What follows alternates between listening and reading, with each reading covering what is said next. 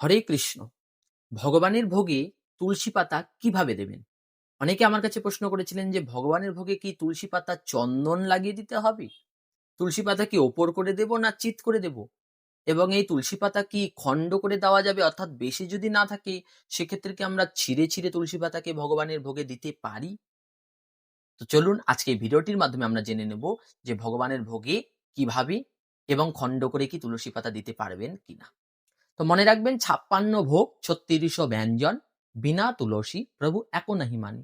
অর্থাৎ অনেক কিছু দ্রব্য রসই করেছেন, অনেক কিছু ব্যঞ্জন আপনি রান্না করেছেন, সব ভগবানকে ভোগ লাগাবেন, কিন্তু যদি তুলসী পাতা না থাকে সেক্ষেত্রে একটিও দ্রব্যও কিন্তু ভগবান গ্রহণ করবে না। ভগবানের ভোগ অনেকেই লাগান, কারণ ভগবানের ভোগ লাগানো ছাড়া কিন্তু আমরা অনেকেই প্রসাদ পাই না। যারা শুদ্ধ পরম্পরার ভক্তগণ রয়েছে তারা ভগবানকে নিবেদন করি প্রত্যেক দিন অন্ন, ডাল, রসা, মিষ্টান্ন, বিভিন্ন ব্যঞ্জন রসই করি। যার যা সামর্থ্য সেই অনুযায়ী রসই করে ভগবানকে তুলসী দ্বারা ভোগ নিবেদন করে তবেই কিন্তু আপনারা প্রসাদ গ্রহণ করেন। তো অনেকে আমাকে অনেক ভিডিওর নিচে কমেন্ট করেছিল যে, দাদা, ভোগে আমরা তুলসী পাতা কিভাবে দেব? ভগবানের চরণে তো বুঝলাম যে চন্দন দ্বারা লাগিয়ে তুলসী পাতা দিতে হবে, পরিপূর্ণ তুলসী পাতা। কিন্তু আমরা ভোগের উপরে তুলসী পাতা কিভাবে দেব? উপর করে দিতে হবে না চিৎ করে দিতে হবে? এবং সেই তুলসী পাতার সাথে কি চন্দন মেশাতে হবে নাকি এমনি তুলসী পাতা দেব? আর বেশি যদি তুলসী না থাকে সেক্ষেত্রে কি আমরা কোনো ১-২ টি পাতাকে কি আমরা খণ্ড করে দিতে পারি, অর্থাৎ ছিঁড়ে কি দিতে পারবো? ভগবানের ভোগে কিন্তু ছিঁড়ে দেওয়া যাবে কি যাবে না? ভগবানের চরণে তো ছিঁড়ে দেওয়া যায় না। তাহলে কি ভোগের ক্ষেত্রে কি বলছে? তো আসুন জেনে নিই। তো অনেকেই প্রশ্ন যেটা করেছেন সেটা হচ্ছে যে তুলসী পাতা আমরা কিভাবে দেবো? আর চন্দন সাথে কি মেশাতে হবে? তো এক্ষেত্রে বলে রাখি যে ভগবানের চরণে দেওয়ার ক্ষেত্রে চন্দন মেশাতে হয়। ভগবানের ভোগে দেওয়ার ক্ষেত্রে শুধু তুলসী পাতাটা ভালো করে ধুয়ে নিয়ে এবং তুলসী মঞ্জুরি যদি থাকে, কচি মঞ্জুরি, খুব কঠিন মঞ্জুরি নয় যেটা শুকিয়ে গেছে, শক্ত হয়ে গেছে ডালটা, সেটা নয়। যেটা কোমল মঞ্জুরি সেইগুলি। মঞ্জুরি যদি থাকে তো নিয়ে এসে ভালো করে ধুয়ে আপনার তুলসী পাতা, কোনো চন্দন মেশাতে হবে না। কারণ ভোগে দেওয়ার ক্ষেত্রে চন্দন মেশাতে হয় না। ওটা চরণে দেওয়ার ক্ষেত্রে। ভোগে আপনি ডাইরেক্টলি সেই তুলসী পাতা দিতে পারবেন। এবার সবথেকে বড় প্রশ্ন হচ্ছে যে যদি তুলসী বেশি না থাকে, দেখা যাচ্ছে অনেকগুলি ভোগের পারস রয়েছে, এবার অনেকগুলি বাটি রয়েছে, সামগ্রী রয়েছে, ব্যঞ্জন রয়েছে। কিন্তু তুলসী পাতা অল্প রয়েছে। সেক্ষেত্রে আমরা কি করতে পারি? তো মনে রাখবেন ভগবানের চরণে, অর্থাৎ ভগবানের চরণে অর্চনের ক্ষেত্রে তুলসী পাতা, পরিপূর্ণ তুলসী পাতা দিতে হয়। সেক্ষেত্রে আপনি কিন্তু তুলসী পাতা ছিঁড়ে দিতে পারবেন না বা খণ্ডন করতে পারবেন না। কিন্তু ভোগের ক্ষেত্রে তা বলা হয়নি। ভোগের ক্ষেত্রে যদি আপনার বেশি তুলসী না থাকে, ওই একটি তুলসী হলেও খণ্ড, খণ্ড করে আপনি দিতে পারবেন। কারণ তুলসীর টুকরো স্পর্শ হওয়া মাত্রই গোবিন্দ সেটা গ্রহণ করে।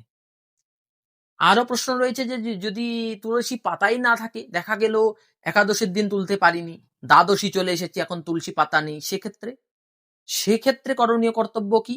আপনার যারা সাধক এবং যারা ভগবানের ভক্ত, পিওর ভক্ত, তারা আগে থেকেই এগুলি ব্যবস্থা করে রাখে। তারা কি করে? তারা তুলসীর শুকনো ডাল, কিছু শুকনো পাতা আগে থেকেই বেছে ভালো করে রেখে দেয়। কেন? কোনো সময় যদি তুলসীর অভাব পড়ে সেক্ষেত্রে ওইগুলি ব্যবহার। তো যাদের কাছে তুলসী পাতা থাকবে না তারা আপনারা আগে থেকেই কিছু শুকনো তুলসী পাতা প্লাস্টিকে করে আপনারা বেঁধে রেখে দেবেন, বা তুলসীর শুকনো ডাল, যেমন তুলসী গাছ যদি পেয়ে যায় তো সেই শুকনো ডালকে অনেকে কি করেন মালা হিসেবে ব্যবহার করেন, যারা বানাতে পারে। আর যারা পারে না তারা অনেকে কি করে গঙ্গাতে ভাসিয়ে দেয়, কোনো নদীতে ভাসিয়ে দেয়, জলে বা পুকুরে বিসর্জন দেয়। তো সেটা আপনারা কি করবেন না, খন্ড খন্ড করে ছোট করে আপনারা রেখে দেবেন গাছে। কারণ এই তুলসীর ডাল দিয়ে এক তো ভগবানের আরতি করা যায়, ২ ভগবানের জন্য রসইও করতে পারবেন। অনেকে ভাবেন হয়তো যে শুকনো ডাল, তুলসীর ডাল কি পোড়ানো যায়? অবশ্যই। ভগবানের সেবার নিমিত্ত, নিজের স্বার্থসিদ্ধির জন্য নয়। ভগবানের রসই করছেন উনুনে, তাহলে আপনি তুলসীর ডাল দিয়েও করতে পারবেন। ভগবানের আরতি করছেন সেক্ষেত্রে তুলসী দ্বারা আরতি করতে পারেন। যেমন দামোদর মাসে আপনারা গেলেও দেখতেই পারলেন সবাই যে একটি মাসে সকলে মিলে কিন্তু রাধা দামোদরের তুলসী ডাল দিয়ে আরতি করা হলো। তো তুলসী দিয়ে আপনার আরতি করতে পারবেন। আবার এই তুলসী যদি আপনার কাছে সেই কচি তুলসী পাতা না থাকে, তো এক্ষেত্রে শুকনো ডালটাও ভোগে আপনারা ছুঁইয়ে দিতে পারবেন। তাহলেও প্রভু গ্রহণ করবে। আশা করি বিষয়টা বুঝতে পারছেন। এবং তুলসী মঞ্জুরিও আপনারা দিতে পারবেন। বিশেষ করে ভোগের উপরে তুলসী মঞ্জুরি দিতে পারলে একান্ত। তুলসী মঞ্জুরিটা কিরকম হবে? ২ দিকে ২ টা পত্র থাকবে, মাঝখানে কোমল মঞ্জুরি। বলা রয়েছে কোমল মঞ্জুরি। দুই দিকে ২ পত্র, মাঝে কোমল মঞ্জরি। তো এই কোমল মঞ্জরিটা দিতে হবে। যেটা শুকিয়ে গেছে, শক্ত হয়ে গেছে সেই মঞ্জরিটা কিন্তু নয়। কারণ প্রভু গ্রহণ করবে, তো সেক্ষেত্রে গ্রহণের সময় প্রভুর তো গলাতে আটকে যেতে পারি, খোঁচার মতো লাগতে পারি। তাই কোমলটা দিতে হয়। কোমলটার সাথে ভোগের সাথে প্রভু যখন গ্রহণ করবে, প্রভুর বড় তৃপ্তি হবে, আরাম পাবে প্রভু। এইজন্য তুলসী পাতা মনে রাখবেন কোনো চন্দনের সাথে মিশ্রিত করে ভোগে দিতে হবে না। আর যতগুলি আপনি ভোগ দিবেন সবার উপরে কিন্তু আপনাকে তুলসী দিতে হবে। যেমন একটি পারসে ধরে নেন অনেকগুলি ব্যঞ্জন দিয়েছেন, তার সাথে অন্ন দিয়েছেন, তো অন্নর সাথে তো স্পর্শ হয়ে আছে, তো অন্নের উপরে একটা তুলসী দিলে হয়ে যাবে। কিন্তু যেগুলি বাটি আপনি আর চারিপাশে দিলেন, তো সেই বাটিগুলোর উপরে কিন্তু আপনাকে তুলসী দিতে হবে। তো বেশি না থাকলে ওই খন্ড, খন্ড করে টুকরো, টুকরো করে দিতে পারবেন। জলের মধ্যে একটু টুকরো করে দিতে পারবেন। জলে কর্পূর দিতে হবে। খুব গ্রীষ্মকাল হলে জলে কর্পূর, শীতকাল হলে জলে কর্পূর না দিলেও চলবে। তো ওই খন্ড করে আপনারা ভোগে দিতে পারবেন, কিন্তু চরণে দেওয়ার ক্ষেত্রে, প্রভুর চরণে দেওয়ার ক্ষেত্রে কিন্তু আপনারা খন্ড করতে পারবেন না। আশা করি বিষয়টি সকলের সামনে ক্লিয়ার হলো। যে অনেকেই প্রশ্ন করেছিলেন যে আমরা চন্দন দেব কিনা উপুর বা চিৎ করে। হ্যাঁ, এখানেও বলে রাখি যে তুলসী পাতা কি ভোগে উপুর করে না চিৎ করে দিতে হবে। অনেকে প্রশ্ন করে থাকেন যে আমরা কোন দিকটা দেব? মসৃণ দিকটা ভোগের সাথে লেগে থাকবে নাকি অমসৃণ দিকটা? উপুর করে নাকি চিৎ করে? তো ভগবানের ভোগের ক্ষেত্রে বলা রয়েছে যে তুলসী পাতা দিলেই হলো। উপুর চিতের কোনো বিষয় নেই। ভগবানের ভোগের ওপরে দিলা তুলসী মঞ্জরি, তুলসীর দল, তুলসী পাতা। তুলসী পাতা দিলেই হলো। আপনি যেভাবেই দিন। উপুর করে দিন, চিৎ করে দিন, কাত করে দিন, এপাশ করে দিন, ওপাশ করে দিন, দিলেই হলো। তুলসী দিলেই করজোড়ে প্রভু খাও হে বললেই, একবার বললেই প্রভু গ্রহণ করেন। প্রভু হচ্ছে দয়াময়, আমাদের নিতাই গৌর রাধারানী দয়াময়ী, করুণাময়ী।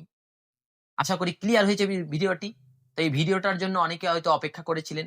তো যদি ভিডিওটির বিষয়বস্তু আপনাদের সামনে স্পষ্ট হয় তাহলে অবশ্যই ভিডিওটিকে লাইক করবেন, ভিডিওটিকে সকলের মাঝে শেয়ার করবেন এবং আমাদের মধুর কৃষ্ণ কথা চ্যানেলকে সাবস্ক্রাইব করে আমাদের সাথেই যুক্ত থাকবেন, যাতে নিত্য নতুন ভিডিও আপনার সামনে তুলে ধরতে পারি। ভালো থাকুন, সুস্থ থাকুন। জয় শ্রী রাধে।